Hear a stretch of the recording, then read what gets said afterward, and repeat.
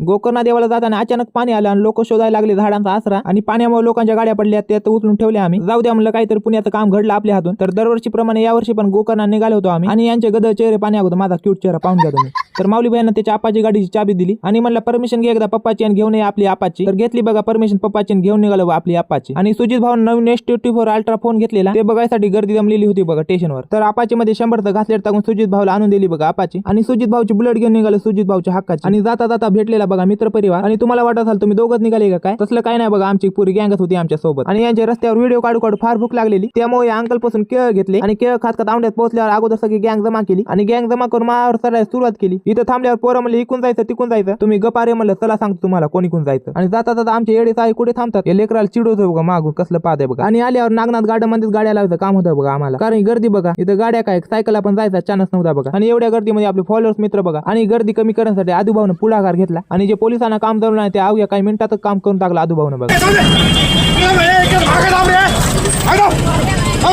तर आदूभाऊसाठी एक लाईक करा आणि फॉलो करा. तर आताच्यासाठी फक्त एवढंच भेटूया पुढच्या पार्ट मध्ये. तर व्हिडिओ बघितल्याबद्दल धन्यवाद.